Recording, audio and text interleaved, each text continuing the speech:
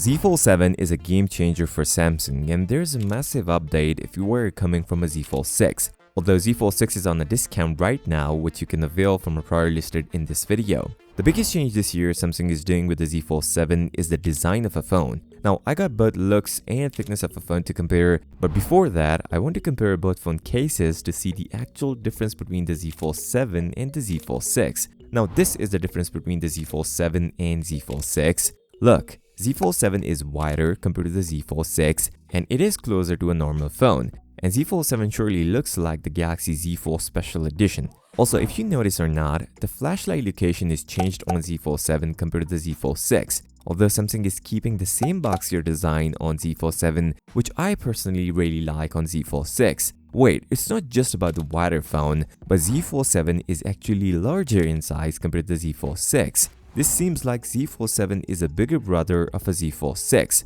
One of the retailers actually started selling these cases on AliExpress previously, so this is 100% right. Now you can say this case may be for the Z Fold Special Edition. No, it's not. The flashlight location is different on the Z Fold 7 compared to the Z Fold Special Edition. Although if you want a same taller design but with a less price foldable, Z Fold 6 is on a big discount, which you can avail from a prior listed in this video. Now the next big thing which revealed a lot about the Z Fold 7 was the actual CAD renders, and we got the actual thickness of a phone. These are CAD renders shared by Sam Mobile, and there's a lot to uncover, and let me get things clear. No, it's not as thinner as leaked before, so here are the dimensions. 158.43 into 143.14 into 4.54mm. 4.54mm means the first time when thickness was out was this one, 4.5mm. This means ICE was wrong about the 3.9mm thickness. And when it's folded, it will be 9mm, which is 0.1mm more than the thinnest foldable phone Apple Find N5, rated at 8.9mm. Barely any change between these two phones' thickness, and if we include the camera bump, it will be rated at 10.08mm. Closest to the thinnest foldable phone, looking at the front of the phone, this thing is seriously wider compared to the previous generation Z Fold 6. More like a normal phone than a foldable. The cover display seems perfect this time on Z Fold 7. Just into perspective, Z Fold 7 inner display is rated at 143 compared to 132 on Z Fold 6. There is a massive change between these two devices, which means Z Fold 7 would look a lot different compared to the Z Fold 6 in terms of size. Now, before moving on to internals and other specs, I want to talk about the price of a phone. Earlier this year, sources suggest Samsung will keep the same price for the Galaxy Z Fold 7, which means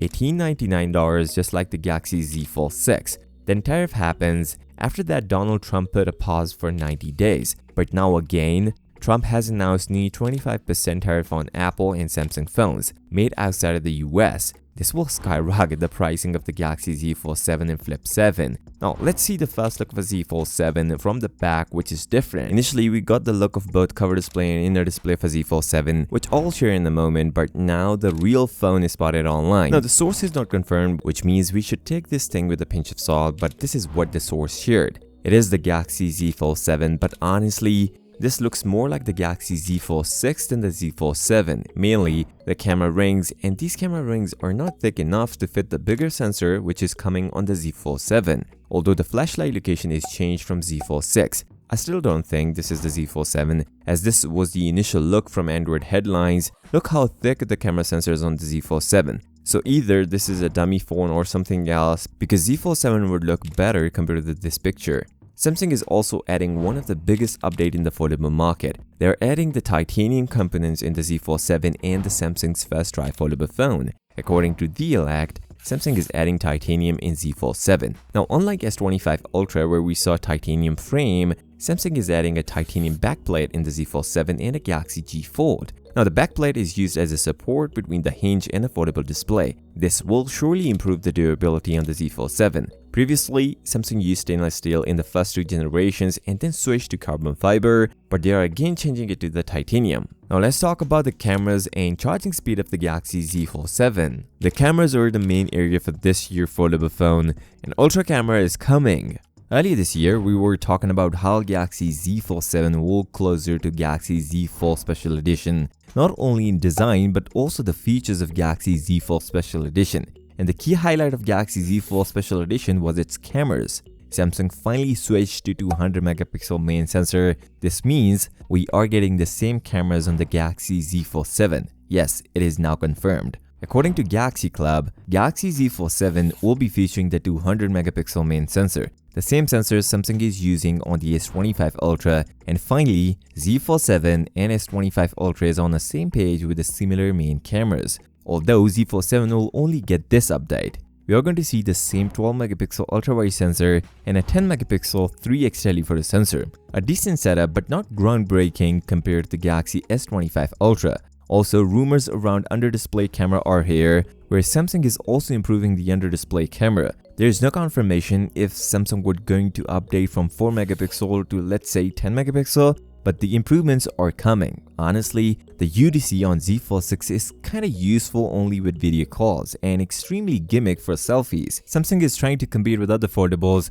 but there is only one way they want to prove the point: the thickness of a phone, and that's the reason they are ignoring one of the key features on Galaxy Z Fold 7, and I'm talking about the battery size and the charging speed. Recently, Z Fold 7 and Z Flip 7 passed through China's 3C website, confirming the charging speed of a Z Fold 7. And guess what? Both phones were going to feature a 25 watt of fast chargers. Even Galaxy A56 came with a 45 watt of fast charger. But it is the fact that if there is no battery update, then why would they need to update the charging speed? Initially, we expected Samsung may give us a bigger battery because Galaxy Z Flip 7, the counterpart, is getting a much bigger battery. But it seems like Samsung is stubborn and not going to change the battery on the Z Fold 7. Yes, we are going to see a same 4400 mAh battery. This way, Z Fold 7 will be far from its competitor, as Oppo Find N5 gave us a whopping 5600 mAh battery. Samsung is playing with the software optimization to give us a better battery life,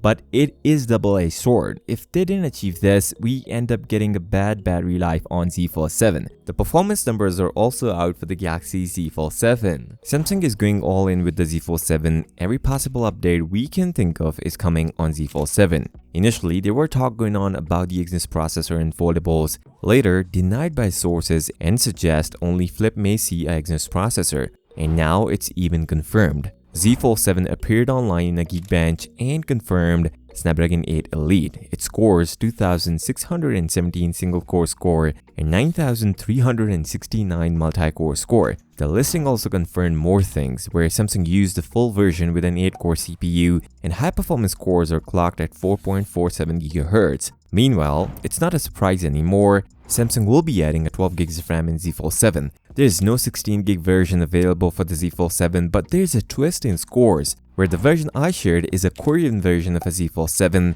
and this is the Geekbench scores of a US version, and the single core performance on US version is more compared to the Korean version. Maybe the optimization is a bit off. By adding this powerful processor, Samsung has to go with a bigger vapor chamber, just like what they did with the Galaxy S25 Ultra. And there are some rumors who back things up about the bigger vapor chamber for the Z Fold 7. On this note, if you're still here, give this video a thumbs up and subscribe to the channel. I'll see you next time. Until then, peace out.